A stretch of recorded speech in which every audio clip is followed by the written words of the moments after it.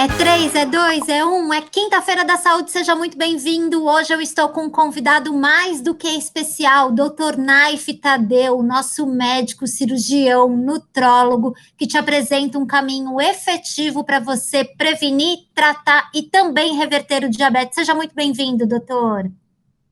Muito boa tarde a todos, é um grande prazer estar com vocês.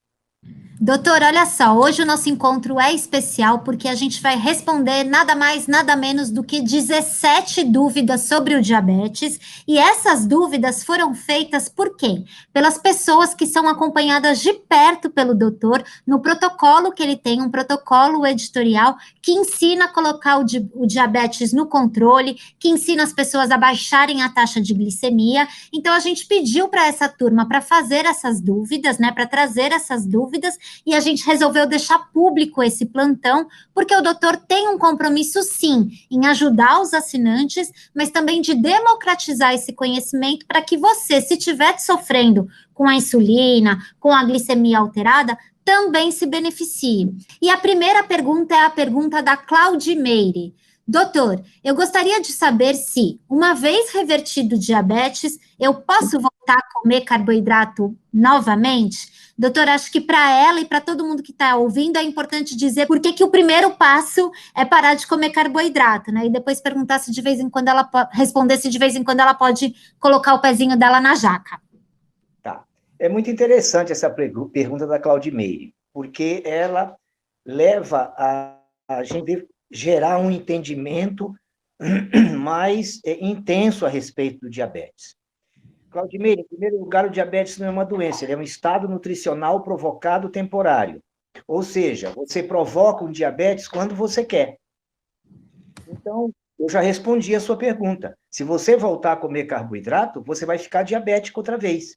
Como quem não é diabético e que come um monte de carboidrato, fica diabético por muitas horas do dia. Né? Só para você ter ideia, é comum pessoas que pensam nunca ficar diabéticas e que não são rotuladas da doença diabetes, né? Terem 20 horas por dia de estado diabético e terem lesões, terem esteatose hepática, tem retinopatia diabética. O oftalmo vê, olha, você tem retinopatia diabética. O paciente responde, não, doutor, mas eu não sou diabético. Claro que fica diabética 20 horas por dia. Então, para responder a sua pergunta, sem dúvida, toda vez que um diabético que reverteu o seu diabetes, que está normal, que é um ex-diabético, comer carboidrato, ele vai ficar diabético, pelo período que ele quiser. Se ele quiser ficar só um dia, ele come carboidrato um dia, ele tem diabetes só por um dia. Aí você me responderia assim, então nas festas esporádicas eu posso comer carboidrato. E eu vou te dizer por que não comer. Porque comer carboidrato demonstra que a sua cozinha de alimentação sofisticada, de alimentação gourmetizada, ela está falida. Porque você não encontra um prato de primeiríssima de carboidrato. Os pratos de primeiro, os pratos gourmetizados, são pratos da dieta cetogênica. Né? São pratos à base de proteína animal, o prato principal, num molho gorduroso ou essa própria proteína já gorda, né?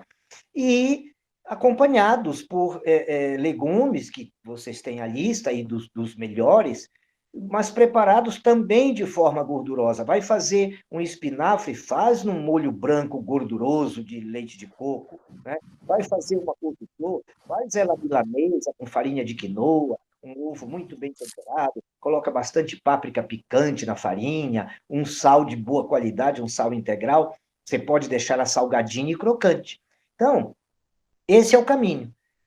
Pode voltar a comer carboidrato? Não. Quer ser diabético? Come. Então, doutor, eu acho que isso também só é importante a gente dizer para as pessoas que o carboidrato vicia, né? Então, quando elas ainda não pararam de comer, elas se sentem muito inseguras de que não vão viver sem, mas basta um período, uma semana, né, 10 dias para você perder essa fissura, não é isso, doutor?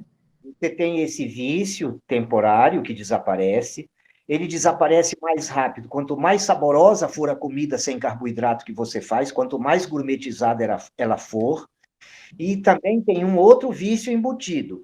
Porque o carboidrato leva a fama de viciar, mas tem um vício pior que o do carboidrato, é o vício da preguiça de fazer comida elaborada. E Uhum. esse é o pior vício que tem, entendeu? Então, você precisa estruturar a sua cozinha para ela ter horas de funcionamento e fornecer essa alimentação.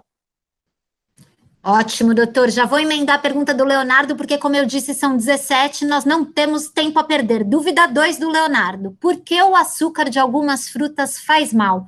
Não devemos nunca mais comer maçã, banana, manga? Bom, o açúcar das frutas chama frutose. Você não tem nenhuma célula no corpo humano, né? No animal homem, você não tem uma célula que use frutose. Então, toda a frutose que entra no nosso corpo, ela vai para o fígado para ser metabolizada, para depois poder se transformar em glicose ou qualquer outra coisa, mas o que importa é o seguinte, frutose nenhuma célula nossa aceita. Então, frutose é sobrecarga para fígado. Eu tenho pacientes cirróticos que nós pegamos na fila de transplante hepático que nunca colocaram uma gota de bebida na boca, mas eram bebedores de suco de laranja. Então, as frutas, elas têm muitos nutrientes, mas os passarinhos precisam de nutriente também. A fruta não é para nós. Qual é a vantagem da fruta? É a história do vício secundário, o vício da preguiça. A fruta está pronta. Eu chego à noite, eu não tenho o que jantar, minha cozinha é desorganizada.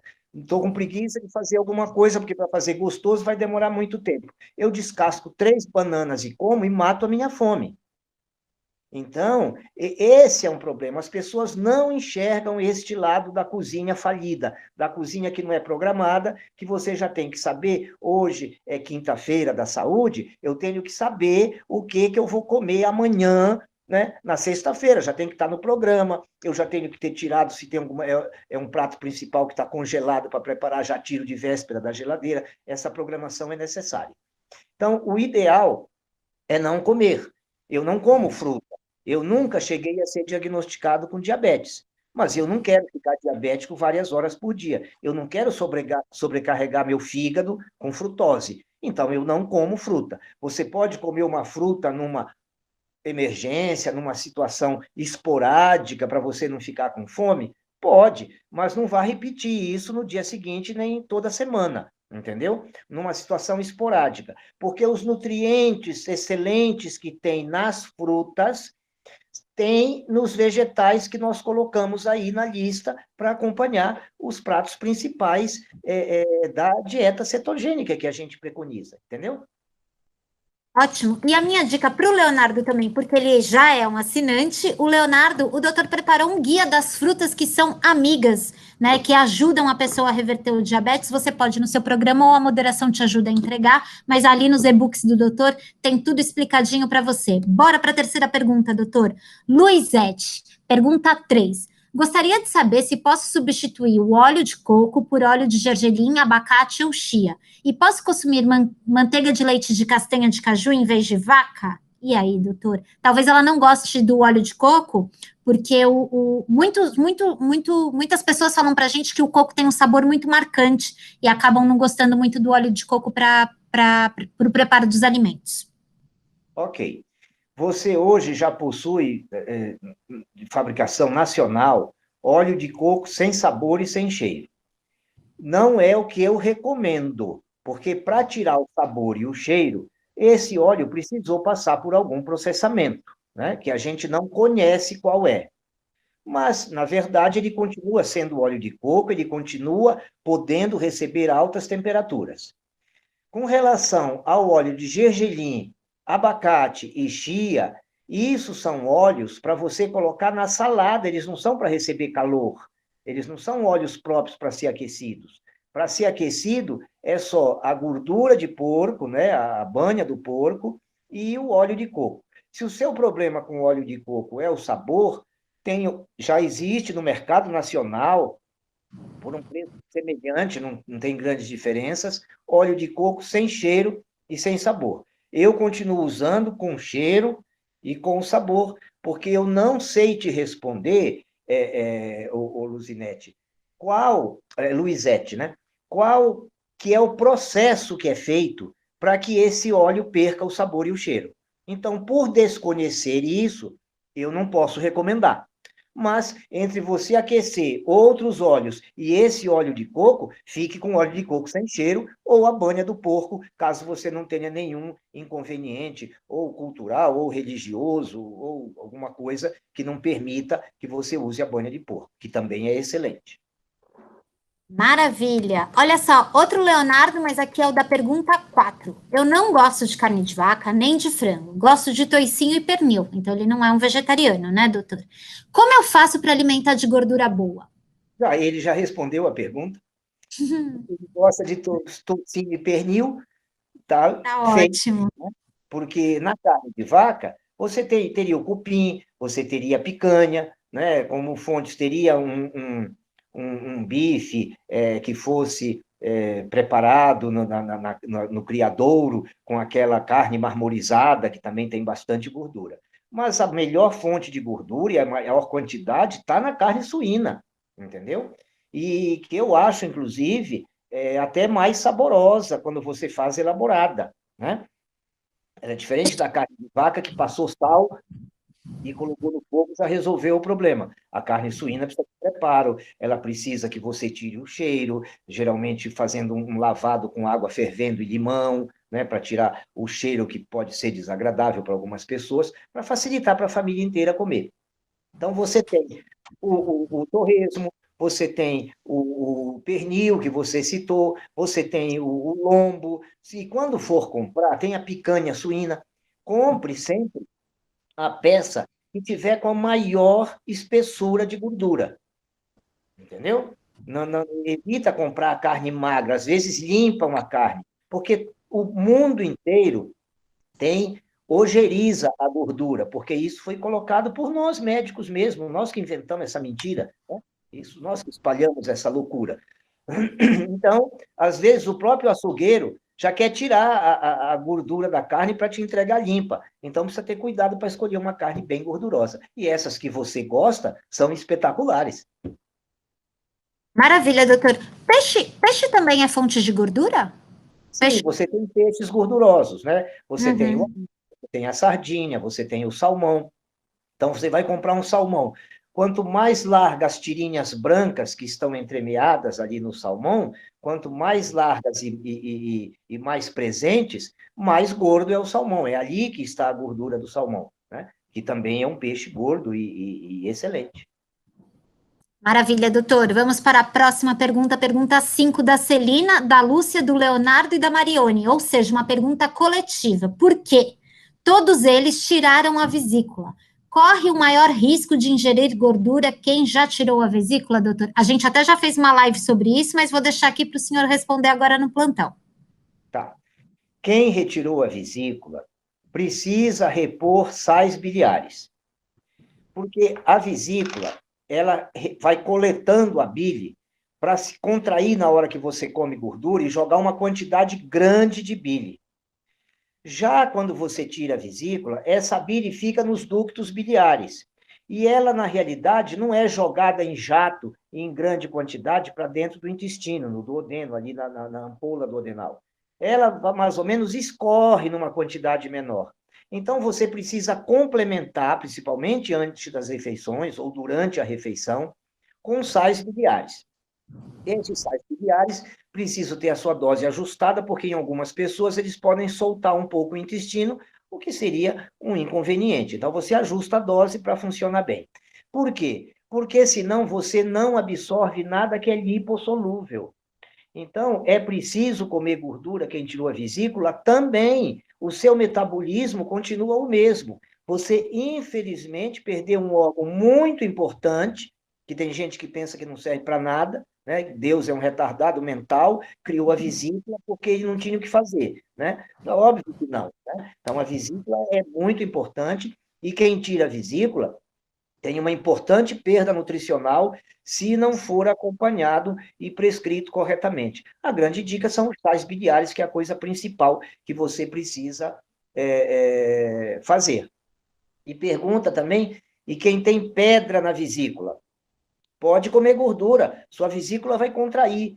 Se as suas pedras forem muito pequenas, faça uma limpeza hepatobiliar, né? Porque você se livra dessas pedras se elas forem pequenas. Se elas forem grandes, ou for um cálculo único grande, quando a vesícula contrair, esse cálculo vai ficar lá dentro, entendeu? Então, não tem por que você trocar a alimentação, que é a ideal para nós, porque você adquiriu uma pedra na vesícula. Essa pedra na vesícula foi adquirida por um metabolismo errado do colesterol no fígado, por ingestão abusiva de carboidrato. Isso que precisa entender, porque todo mundo pensa que tem pedra na vesícula, até cirurgião pensa isso, que teve pedra na vesícula porque come gordura. Ah, comia muita gordura. Não, é porque comia carboidrato.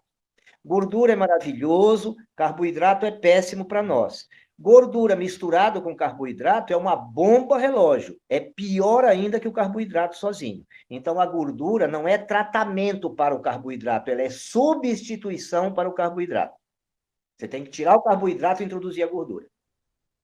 E olha só, vocês, assinantes que já são da turma que é acompanhada pelo Dr. Knife, a gente tem um protocolo de detox que ajuda na eliminação dessas pedras e a gente também tem um passo a passo que vai ser incluído agora, um passo a passo sobre para quem tirou a pedra na vesícula, porque a gente percebeu que tem bastante gente entre os assinantes na turma que precisam desse conhecimento. O Dr. Knife, rápido no gatilho, já preparou perguntas e respostas para vocês terem o material com vocês. Doutor, a pergunta da Yolanda, antes eu queria só trazer aqui um detalhe. Em apenas 4 dias de aula, né, apenas 4 dias de acompanhamento e seguindo o seu protocolo, a taxa de glicemia dela despencou de 324 para 136.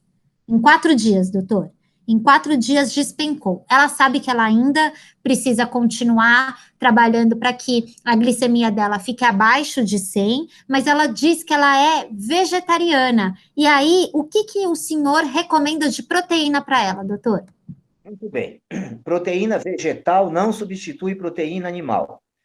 Você precisa ingerir 8 aminoácidos, que são chamados de aminoácidos essenciais. E por que são chamados de essenciais? Porque o nosso corpo não sabe fazer. Eles têm que entrar pela boca ou pela veia, eles têm que entrar por algum lugar, né? Claro que na alimentação seria o ideal. Então, o que a gente recomenda? Uma suplementação oral, que é o mais simples. Qual é o melhor suplemento oral disparado, que não se compara com nada no mercado, para substituir proteína animal? Mix Right. Cuidado com a origem do Mix Right. Converse com o seu médico vai saber quais são as farmácias que têm realmente o verdadeiro Mix Right, que são poucas que manipulam, né? E para você não ficar tomando gato por lebre, entendeu? E você faz a reposição com o Mix Right. Hoje eu tenho atletas de alta performance, veganos, né, que tomam 3 Mix Right por dia, entendeu? Então, isso é possível. De 11, 12 anos para cá, é possível um vegano ser completo de aminoácidos, ter toda a sua fonte proteica necessária, sem mexer com proteína animal. O Mix Right é feito em laboratório, é um produto sintético, de origem laboratorial sintética, não tem um derivado de animal. Então, os veganos podem usar tranquilamente. Doutor, só explica, quem é assinante do doutor que é acompanhado nessa turma sabe direitinho o que é o Mix Right, mas quem está acompanhando a gente pelo canal do YouTube na Jolivi talvez nunca tenha ouvido falar. Só dá uma explicadinha bem rapidinha no que é isso, doutor? São 8 aminoácidos, né, que são a melhor fonte para proteína, para nós, porque nós precisamos de proteína, senão a nossa célula fica velha, a célula tronco não tem como produzir célula nova. A proteína é um material de construção, entendeu? Então, não adianta você ter um excelente engenheiro, um arquiteto, um pedreiro, e você não tem cimento, areia, tijolo, como é que você vai construir? A proteína é toda a parte estrutural do nosso corpo. E nós temos renovação celular. Por isso que nos Estados Unidos, a medicina anti-envelhecimento é respeitada, porque lá ele já caiu a ficha de que células-tronco produzem células novinhas em folha, e se elas encontrarem um ambiente saudável e propício, esse órgão vai se renovando. né? Durante a noite, no sono, você faz a autofagia, você tira todas as células mortas e velhas e as células-tronco vão produzindo. Como é que ela vai produzir célula nova? Precisa de proteína. Então, o Mix Light nada mais é do que a substituição da proteína animal através dos 8 aminoácidos essenciais na proporção equimolar para biodisponibilidade na espécie humana. Isso que precisa entender. Ah, mas eu tomo esse aqui que é famoso, né? Querido, não foi feito para isso. Foi feito para dar lucro. Foi feito para ser barato e vendido caro. Só isso. Entendeu? Por quê? Porque o mix, ele é muito mais caro na bancada do que todos os concorrentes. Como ele é manipulado e é uma farmácia, não é uma indústria que visa aqueles lucros absurdos, ele acaba saindo por um preço mais em conta no mercado. Mas se você for comparar, Mix Light, o custo dele é mais de 10 vezes qualquer, entre aspas, concorrente, que não existe, porque todas as fontes proteicas que tem no mercado, né, com nomes diversos, todas são piores que ovo. Não precisa comer aquilo. Se você comer ovo, você resolveu. Ah, mas eu nem ovo como, sou vegano. Vai para o Mix Light. Agora, se você é vegetariano e come ovo, né? Aí você pode substituir com ovo e um pouquinho, só um Mix Light por dia. Você é vegano, nem ovo come, Mix Light todo dia. Perfeito, doutor. Doutor, vamos lá para a próxima pergunta. Agora é a pergunta do Leandro. O leite de coco é aquela garrafinha que se vende no mercado, normalmente utilizada para fazer sobremesa, ou é um outro tipo, doutor? É um entusiasta do leite de coco, né, doutor, para o preparo dos alimentos, e ajuda o Leandro, que ele quer melhorar a alimentação. Eu não vou falar só sobre o leite de coco, eu vou falar em geral. Tá. Tudo que você encontrar, que você deixar numa prateleira, e que depois de 5, 6 dias não esteja podre, não esteja estragado, não compre, não consuma, porque ele tem conservantes que são extremamente deletérios e a grande maioria deles, inclusive, cancerígenos, né? Fora os que causam lesão cerebral, uma série de coisas, mas a maioria cancerígenos. Então, esquece vidrinho de qualquer coisa, latinha, garrafinha, pode esquecer. Você compra o coco maduro, aquele coco seco, né? Ele já vende até ralado no mercado, mas eu acho que ele fica seco quando é ralado. Então, compra ele inteiro para quebrar em casa. Você quebra, passa no processador, espreme, tem processador que já faz isso automaticamente, né? Como as centrífugas que fazem isso, e já tira o leite do coco fresco. O sabor é completamente diferente, muitíssimo mais agradável, muito mais saboroso. E o que é importante, é saudável, não tem nenhum aditivo, não tem nenhum conservante. Maravilhoso. Então, esquece o do vidrinho, tá? E se você é assinante, a gente tem um guia de leites, né, que podem ser usados no cozimento e a gente dá todas as receitas, certo, doutor? Vamos para a pergunta da Gilda. Posso acrescentar uma coisa? Por favor. Por favor, não tome aquele suco de soja, que chamam leite de soja. Aquilo ali é um veneno, tá? Então, cuidado, inclusive com crianças, porque tem mãe que é vegetariana ou vegana e quer complementar o leite da criança muitas vezes, e na dúvida, ela escuta alguém falar soja tem proteína, né? Aí ela vai dar leite de soja para a criança. Isso é uma catástrofe no desenvolvimento sexual, né? Tanto dos meninos quanto das meninas. Os meninos vão ter síndrome do pênis pequeno, e as meninas vão ter menarca precoce, elas vão menstruar com menos de 10 anos de idade. Nossa. Fico alerta e vem a pergunta de novo do Leonardo. Doutora, a gente tem muito Leonardo nessa turma, e o Leonardo diz o seguinte: de vez em quando, um vinho e uma cerveja, para quem quer reverter o diabetes, pode ou não pode, doutor? Se você está falando de cerveja comum, não dá para comparar nada com cerveja. Cerveja é disparadamente a pior bebida que você pode escolher, porque ela tem glúten. Glúten eu classifico como a pior droga disponível livremente no mercado.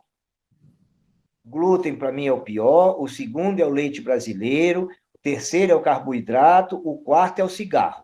Aí fala assim, mas cigarro está em quarto lugar com tudo aquilo? Sim, porque se eu te der a lista do que glúten faz, você vai descobrir que o cigarro é um bandido menos criminoso do que o glúten. Você vai descobrir isso na hora que você listar as doenças. Porque as do cigarro você conhece de cor, né? Elas estão estampadas em outdoor, em todos os lugares, isso é disseminado. Graças a Deus. É uma boa coisa fazer isso. Agora, ninguém fala do glúten, ninguém fala do leite, ninguém fala do carboidrato. Inclusive, eu vou contar uma história para vocês. Me perdoem, mas é tão absurda que eu não consigo não contar. Eu fiquei sabendo que um profissional de saúde recomendou para uma mãe uma puérpera que recém ganhou o bebê, para ela, de vez em quando, experimentar dar alguma coisa com glúten para a criança, para ver se a criança acostuma o organismo e não se torna intolerante a glúten quando crescer. Eu juro por Deus, isso foi contado pela avó da criança, que é minha paciente. Ela ficou sabendo disso, achou um absurdo e entrou em contato comigo para me contar. Então, veja aonde chega o desconhecimento e a aventura. Esse povo é aventureiro, porque você propor um absurdo desse, fica quieto. Se você acha que glúten, não é? Fala assim, eu não acho que glúten seja tão bom. Mas mandar dar para uma criança, essa criança que o intestino nem está formado direito, essa criança vai ter um problema de absorção intestinal para o resto da vida.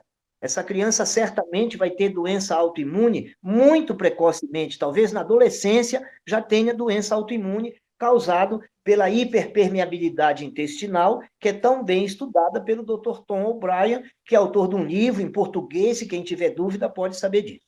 Voltando para a sua cerveja e o vinho. O vinho, ele contém álcool, então ele é ruim. Ele não é uma bebida saudável.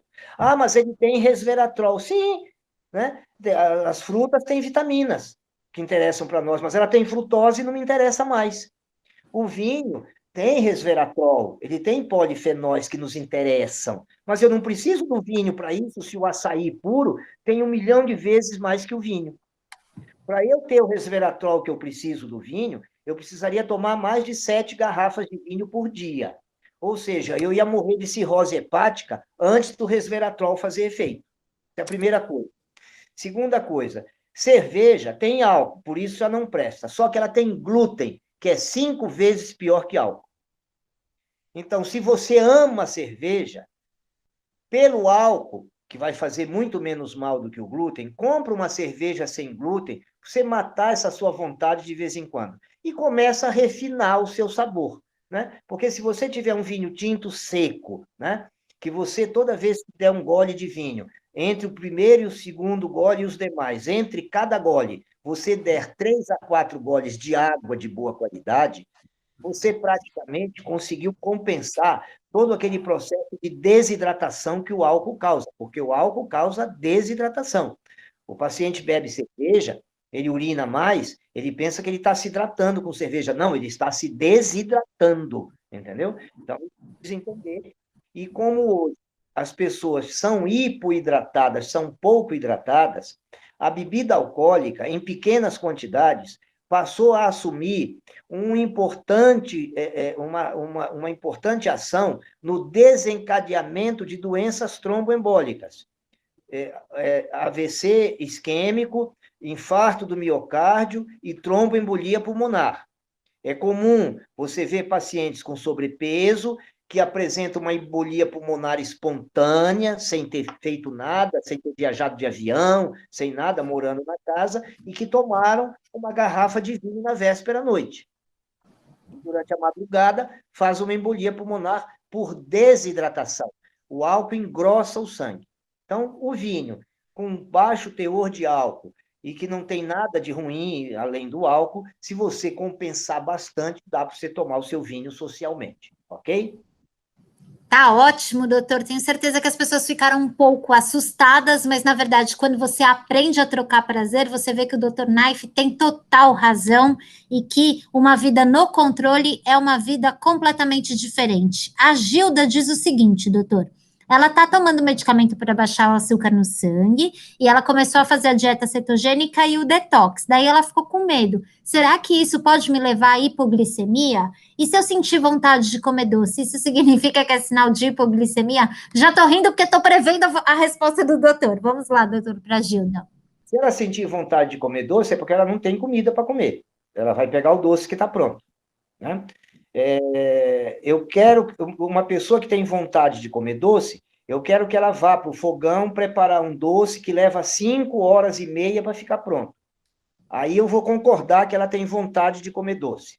Agora, aquela pessoa que quer abrir o pote, que quer abrir a lata, que quer abrir o pacote para comer doce, entendeu? Ela não tem o que comer.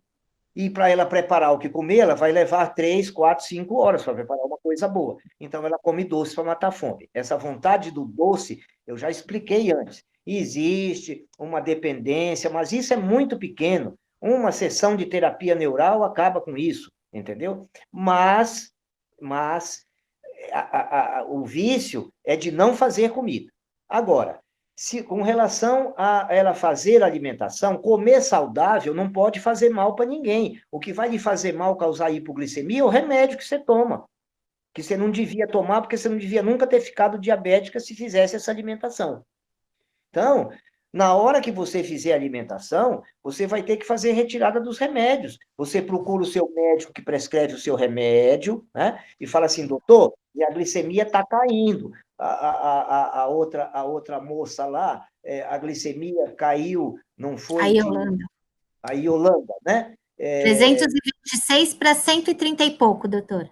324 para 136.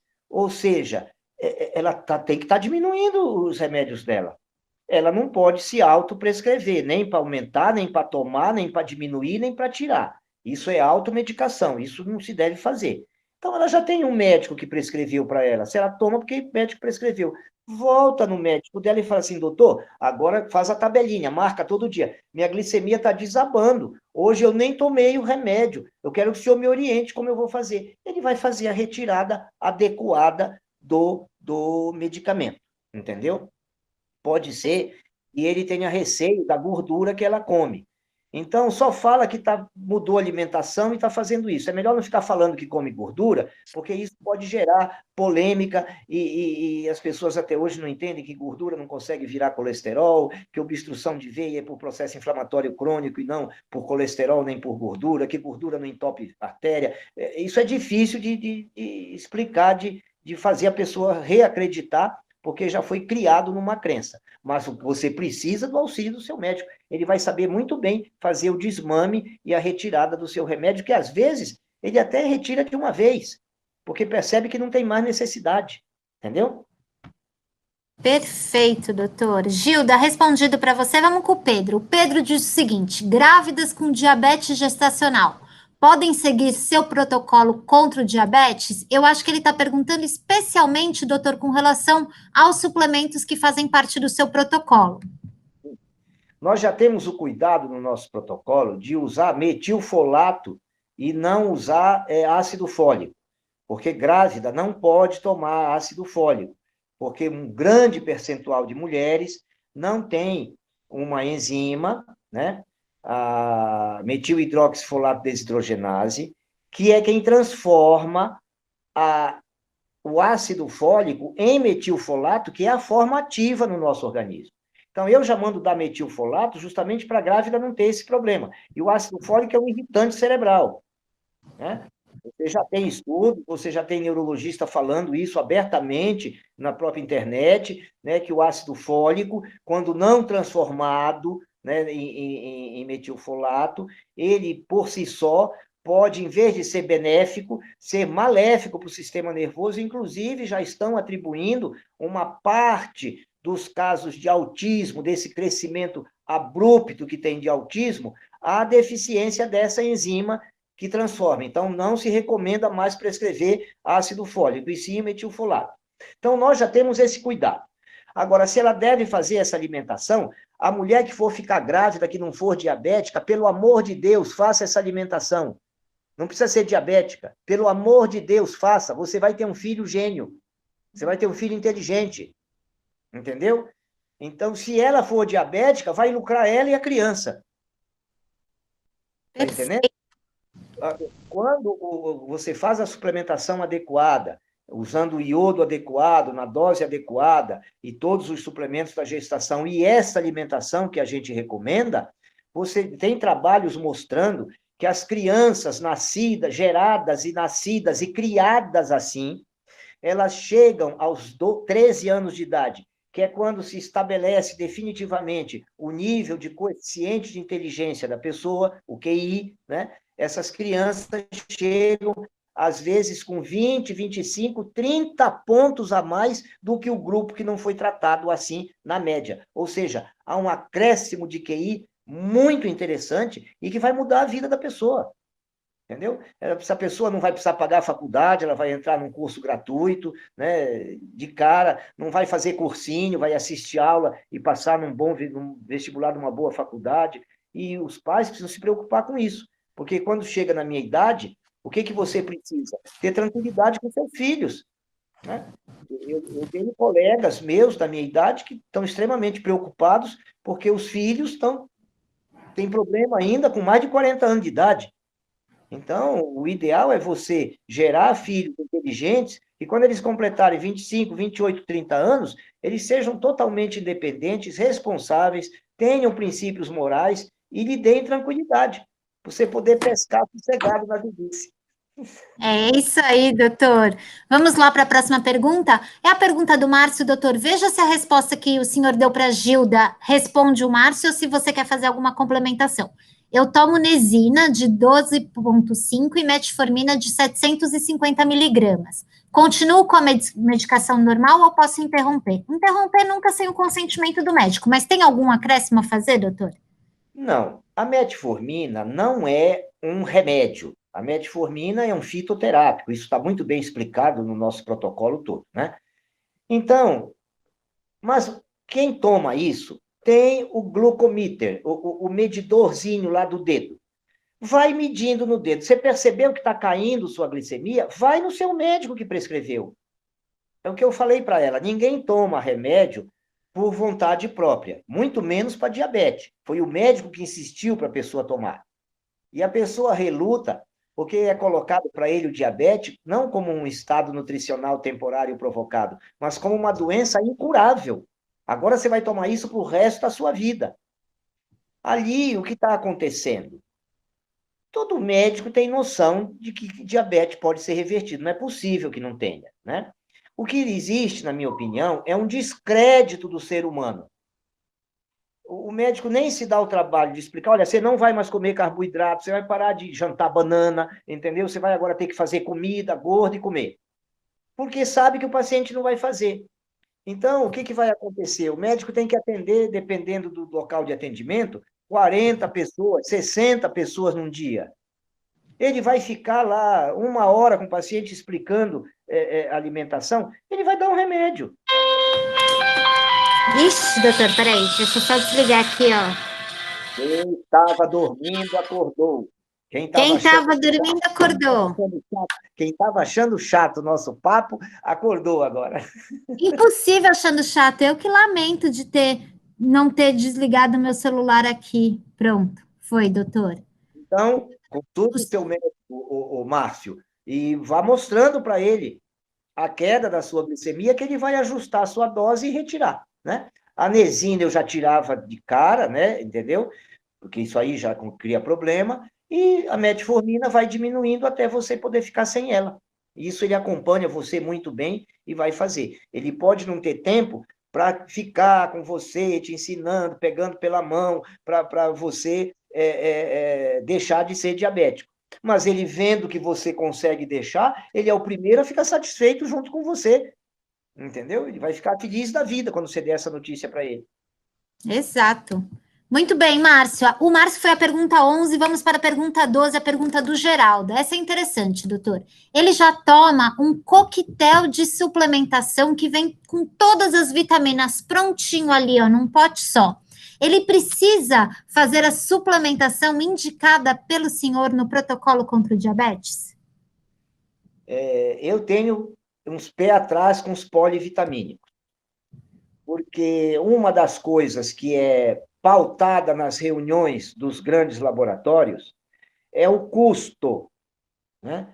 Então, tem alguém sempre, né, uma ala que não está ligada à ciência, dentro da indústria farmacêutica, que quer saber, sim, agora como é que nós vamos fazer isso mais barato?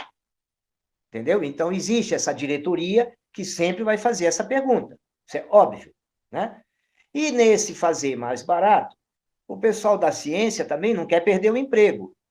Então, começa a dar jeito de trocar determinadas coisas, determinados vitâmeros, por vitâmeros menos interessantes, né? Colocar doses menores do que a preconizada. Por exemplo, eu não conheço nenhum polivitamínico que tenha a dose próxima do que se precisa de vitamina D3. Eu não conheço nenhum, pronto. Então, é muito mais simples você pegar aquelas vitaminas-chave que a pessoa precisa, faz uma avaliação com o seu médico, vê as vitaminas-chave e tome as doses otimizadas.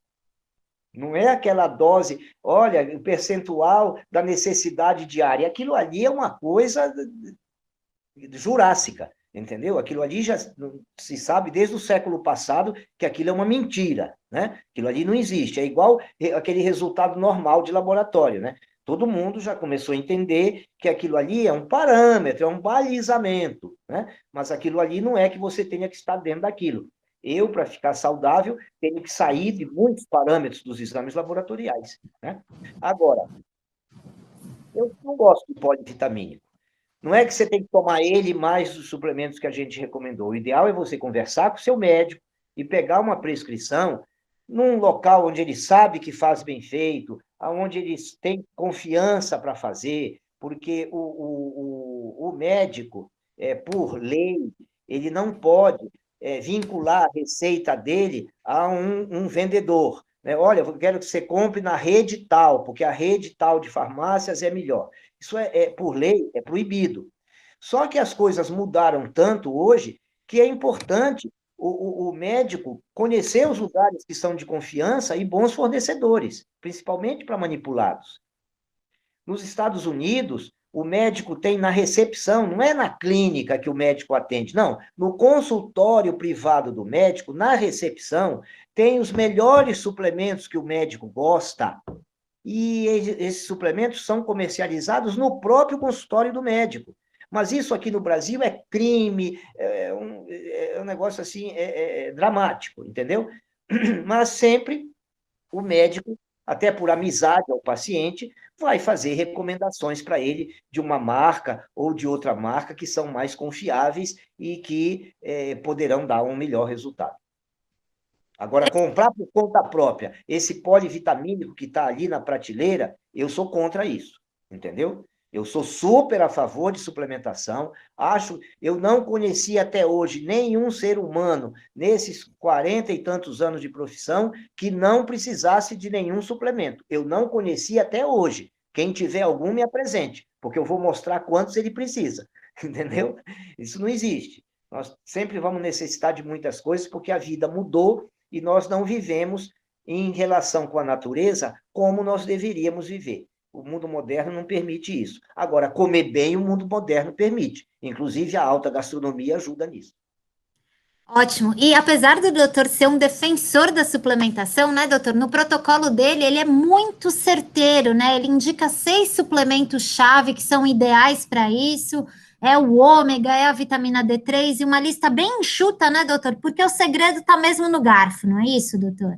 E eu acho assim, essa abertura, né, de conhecimento através dos meios eletrônicos, ela foi fantástica, porque ela salvou muitas pessoas, né? Pessoas que estavam com tratamentos equivocados e que foram atrás, e o paciente ter conhecimento é muito interessante, porque ele começa a obrigar o médico a estudar, porque senão o paciente acaba conhecendo muito mais da doença dele do que o próprio médico. Porque hoje ele tem acesso a tudo, ele compra livro de medicina, ele compra o que ele quiser na internet. Então, isso é fantástico por um lado. Mas, por outro lado, isso gera um problema. Porque você vai ler, e é verdade o que você vai ler, não é fake news, não. Aproximadamente uns 600 nutrientes espetaculares. Aí você começa a querer tomar tudo aquilo. Não tem necessidade, porque a grande maioria deles, na lista da alimentação que a gente passa, eles já estão contemplados. Aqueles que você não consegue dar na dose ideal dentro da alimentação, é que você vai pontualmente suplementar. A suplementação ela é pontual. E como a alimentação é muito parecida nos lugares, porque o solo é o mesmo, então os pacientes de cada região têm mais ou menos suplementos muito similares, em dosagens um pouco diferentes, mas muito similares no conjunto da obra, né? E por isso que eu passo pouca coisa. O outro suplemento que você dá são suplementos intrínsecos, aquele que o corpo deixou de produzir, que é principalmente a suplementação hormonal, em todas as esferas, né, de todos os tipos de hormônios, seja esteroidal, não, qualquer um deles, é muito importante também fazer essa suplementação, mas pontual. Né? Você faz uma dosagem, por exemplo, de progesterona, estrona, estriol, estradiol, testosterona, aldosterona, androstenediona, DEA, cortisol. O paciente tem cortisol alto, um exemplo, né? E tem a testosterona e a, a, a, a testosterona baixa e tem um estradiol alto, por exemplo, que no homem é perigosíssimo. Então, você vai ter que modular esse hormônio dele. Você vai usar, você tem que conhecer a cascata hormonal esteroidal, todos esses hormônios que eu falei são hormônios esteroidais, né?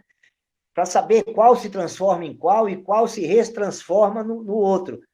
Para você saber as enzimas que estão implicadas ali e ou incentivar essas enzimas ou bloquear essas enzimas para evitar ou estimular essa transformação. Então, é importante ter o conhecimento da cascata hormonal toda. E já que é para ter o conhecimento, não pode esquecer do seguinte: quem é o patrono da cascata hormonal? Da onde que vem todos os hormônios esteroidais? Do colesterol. Então, é por isso que eu não abaixo o colesterol de ninguém, porque eu estou tirando a fonte dos 9 hormônios esteroidais principais. Certo, doutor. Doutor, vamos aqui para a próxima pergunta. Que aula, hein? Cada pergunta é uma aula. Aqui, ó, doutor. Ai, ai, ai, deixa eu pegar aqui que eu perdi a conta, achei. A pergunta 13 é de uma assinante, ela chama Glória. Ela chama Glória. A vida dela tá uma confusão, doutor. A alimentação dela não tá boa, ela tá passando por um estresse na vida pessoal, o marido também não tá apoiando muito e ele é diabético. Ela sabe que a glicemia dela tá alta, mas ela não consegue começar. O que que o senhor pode dizer para ela? Bom, simples. Primeiro, vamos comentar a respeito da não colaboração do marido. Eu duvido que o marido não goste de torresmo. Eu duvido que o marido não goste de uma picanha mal passada bem gorda. Entendeu? Então, o que está acontecendo primeiro? Ela está fazendo grelhadinho com salada. Ela está naquela dieta do século passado de comer grelhado com saladinha seca. O marido não quer comer. Eu também não ia comer. Então, primeiro, a pessoa que vai levar a alimentação para casa, o primeiro que descobriu como é que se come para ser saudável, ele não tem que chegar com conversa de saudável, de saúde em casa. Ele tem que chegar com conversa de gastronomia, porque aí ele vai atrair a atenção de todo mundo. Olha, um exemplo. Eu chego na minha casa e falo assim, olha, agora, desculpa o termo, me encheu o saco de comer essa mesmice. Agora eu quero comer comida gourmet. Então tá aqui, eu já peguei 10 receitas gourmets, peguem também receita gourmet que vocês gostam e vamos fazer. E as pessoas começam a pegar a receita gourmet. Entendeu? Então, isso é importante. Quanto mais abanquetado, quanto mais fino for a elaboração do prato, mais saudável ele é. Então, com isso, ela conquista o marido. Segunda observação sobre o relato da Glória, né? E isso que acontece com a Glória, acontece com milhões de mulheres, né, dessa faixa etária dela. Né? Primeiro, se os pais são irresponsáveis dos seus netos, você precisa, aproveita que você fica com eles e tenta transformá-los em pessoas saudáveis na idade adulta, entendeu? Então, tira glúten, né? Tira leite de vaca, se já tem mais de 2 anos, e tira carboidrato, e cria na cetogênica. Eles vão ter um desenvolvimento cerebral espetacular. Entendeu? Se eles comem fast food agora para não chorar, para não bater o pé, para não fazer birra, vocês vão chorar para eles entrarem numa universidade no futuro, porque esse cérebro não vai desenvolver. Então, é isso que precisa entender. Eu comecei a me tornar amigo dos meus filhos quando eles tinham mais de 25 anos. Você entendeu? Porque a missão de pai e de mãe não é ser amigo, é criar, é colocar no mundo para saber se virar sozinho, entendeu? Então, isso é importante. Não, o pessoal hoje manda o filho passar 13 horas do dia num semi-internato e quando chega à noite enche o bolso de dinheiro para ir no shopping para tirar o peso na consciência de não criar o filho. Ou seja, além de não criar, ainda estraga.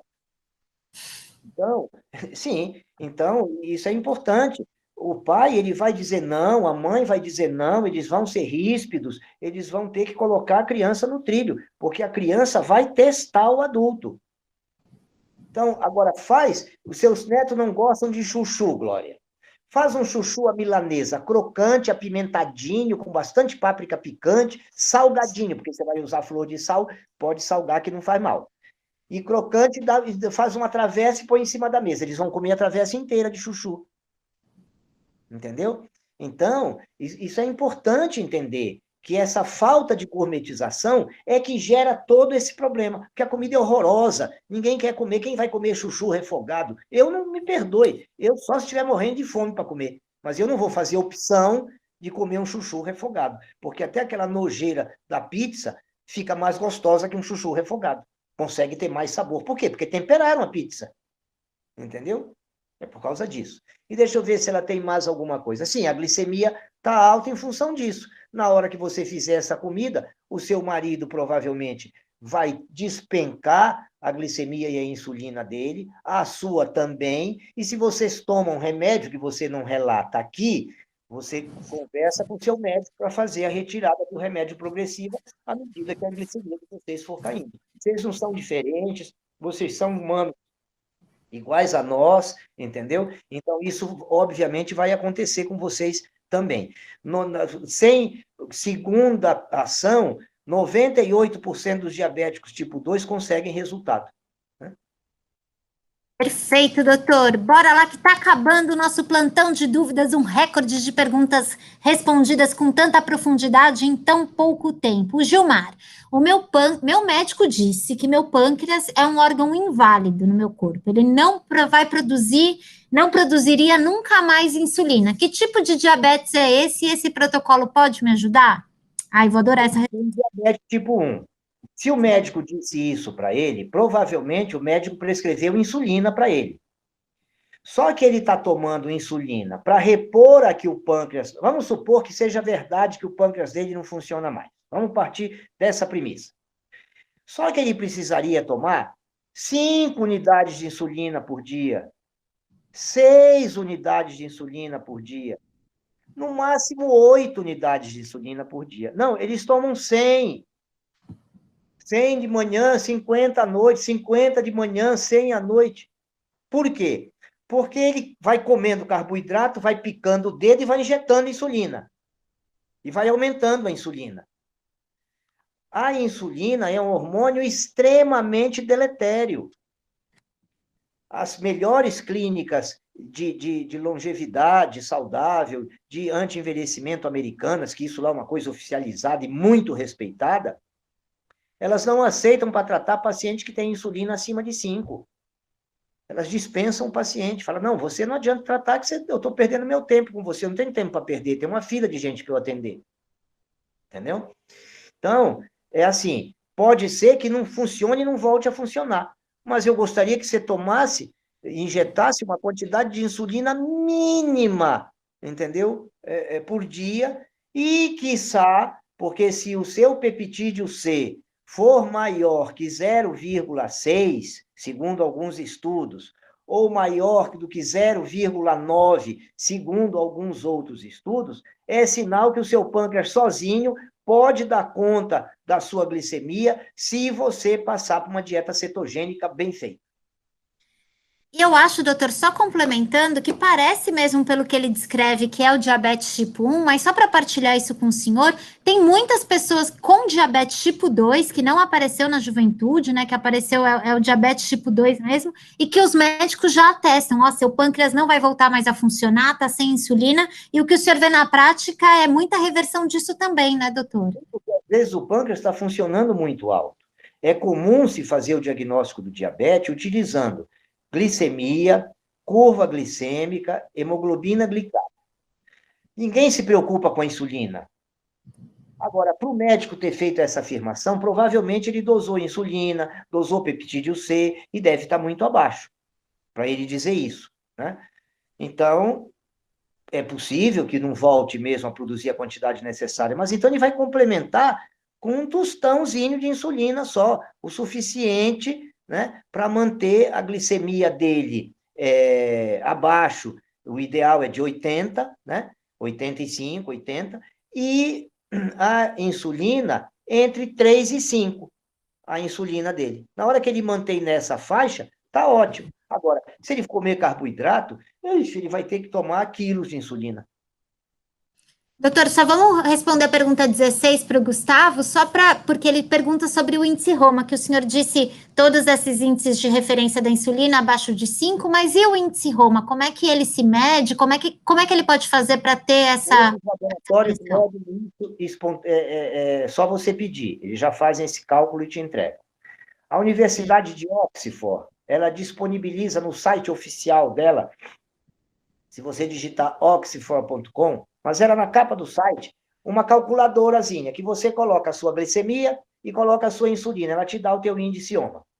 O Certo. índice OMA nada mais é do que a resistência insulínica. Ele representa a sua resistência insulínica. Para que eu não tenha resistência insulínica, eu tenho que ter um índice OMA abaixo de 1,7. O ideal é um pouco abaixo de 1. Por isso que o ideal é diferente do normal. Mas se você tem abaixo de 1,7, isso já é uma boa coisa. E o que é importante? Ele tem que se acompanhar, além dele ser baixo, ele tem que ter uma glicemia abaixo de 90 e ele tem que ter uma insulina entre 2 e 5. Então, eu tenho um índice OMA ótimo, mas a minha insulina é 7, você está comendo errado. Entendeu? É que o seu organismo é tão espetacular que comendo um pouco errado, ele ainda te deixa numa situação excelente. Então, não adianta você escolher um exame para ver. É o conjunto da obra dos exames que vão te mostrar. Depois, você tem que ver triglicéride, você tem que ver ácido úrico, né? Você tem que ver, porque isso vem tudo do uso de carboidrato indevido. Né? Eles são responsáveis por tudo isso. Como estão as provas de função hepática, como é que está a creatinina. Então, é um conjunto de coisas que precisa ser visto. Eu acho que o paciente ele precisa saber interpretar o exame para procurar o médico, não para tomar conduta. Porque para tomar conduta, você precisa ser um médico experiente e conhecedor de todas essas nuances. Você tem que ter um conhecimento global do corpo humano, do funcionamento de todos os órgãos e sistemas, para você poder fazer uma coisa sensata que seja otimizar o paciente. Perfeito, doutor. Nós temos 2 minutos e eu tenho duas perguntas, mas eu acredito no seu poder de síntese para a gente finalizar esse primeiro plantão público do protocolo contra o diabetes do Dr. Knife. Pergunta do Luciano. Gostaria de saber, quem faz hemodiálise e tem problemas de visão, pode começar a fazer o detox? O protocolo ajuda também na visão?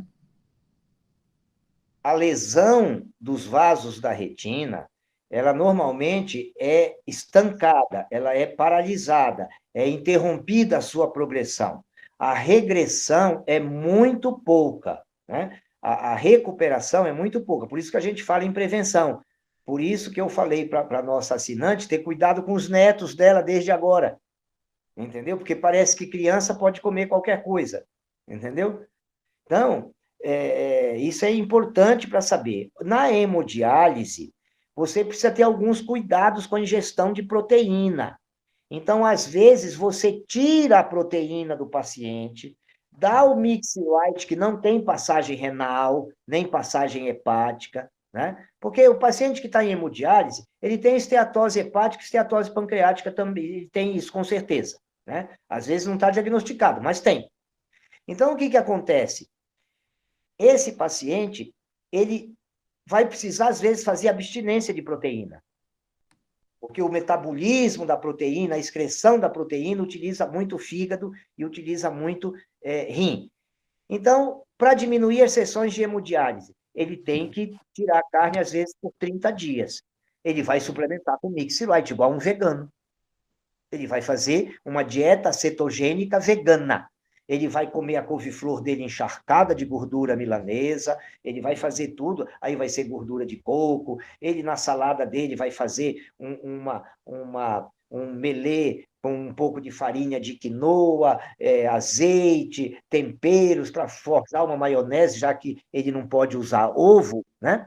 Ele vai usar fazer uma maionese para a salada dele ficar engordurada, as folhas. Então, tem que fazer um molho mais consistente, né, para poder grudar na folha. Porque se você coloca só azeite direto, escorre no prato, você não consegue usar. E, ao mesmo tempo que está fazendo a hemodiálise, começar a fazer um tratamento de recuperação renal. O ácido alfa-lipóico é espetacular para isso. É espetacular. E muitas outras coisas. O simples tomar do chá de salsinha, aquela salsinha do tempero que vem junto com a cebolinha, só o chá da salsinha já é um depurador renal muito bom, ele já alivia muito o funcionamento renal. E você vai tirando o paciente aos poucos e ele sai da hemodiálise e sai da fila de transplante, mas ele tem que ter de segunda a domingo comida para comer. Ele vai voltar a comer carne, né? Na hora que a creatinina dele começar a se sustentar sem hemodiálise, ou que ele está fazendo só 2 sessões por semana e já está numa fase que já evoluiu bastante, já melhorou muito, aí você começa a reintroduzir a carne devagar para ele, também para ter um paladar. Porque também viver sem prazer, não sei muito se compensa, né? Por isso que eu defendo o protocolo, porque o protocolo você vai comer melhor do que o que lhe fez ficar diabético. Você vai comer melhor que pizza, você vai comer melhor que risoto, você vai comer melhor que lanche, que fast food. Muito melhor. Não só de qualidade, muito melhor de sabor. Perfeito. A pergunta 17 é uma pergunta que não é de um assinante, mas é minha, já para responder quem está com a gente aqui no YouTube, com quem está com a gente nas redes sociais. Doutor, esse protocolo contra o diabetes é tão maravilhoso, como é que eu faço para participar? Respondo, a turma está fechada, mas se você tem interesse, deixa aqui nos comentários, deixa aqui as suas dúvidas, que eu vou falar com o doutor aqui no ouvido dele para a gente ver como é que a gente organiza tudo isso. Certo, doutor? Pode ser assim? Pode, precisa só organizar por causa de todos os nossos compromissos, né? Nós temos compromisso de lives, né? Compromisso de postas diretas, como fizemos hoje, e temos compromisso de um encontro presencial, que nós também vamos precisar de um lugar que caiba todo mundo, né? Exato. Então, dentro disso, com relação à disposição, ela existe. É só você ver se há viabilidade. Vamos organizar tudo aqui. E aproveito para dar parabéns para você, que já é um assinante do protocolo contra o diabetes. A gente já recebeu mais de 5 relatos reais de pessoas que, em 3 dias seguindo o protocolo, já derrubaram a taxa de glicemia. O doutor havia lançado esse desafio, ele disse que o desafio era para quem cumprisse tudo certinho, e as pessoas que cumpriram já estão partilhando os resultados, o que eu fico muito feliz e lhe dou parabéns, viu, doutor? É um prazer trabalhar junto com você. E temos muito trabalho ainda com essa turma, certo? Eu fico feliz porque, infelizmente, isso era para todo mundo conhecer. Isso é uma coisa de utilidade pública, isso é uma coisa que tem uma repercussão brutal na saúde pública, isso tem uma repercussão brutal no gasto do governo com doença, né? Porque todo mundo fala assim, o governo gastou tanto com saúde. Não, ele gastou com doença, né? Com saúde você gasta muito menos, com saúde você gasta menos. Então, quanto mais pessoas conhecerem, fico muito feliz e parabenizo esses 3 novos assinantes que em tão poucos dias já conseguiram isso. Parabéns. E se você ainda não contou a sua história aqui, se você é assinante do protocolo e ainda não contou a sua história, conta pra gente, tá certo? Vamos adorar saber. Doutor, muito obrigada. Passei 5 minutinhos do seu tempo, mas fizemos um belíssimo plantão. Beijo a todos, parabéns pelo sucesso que estão alcançando.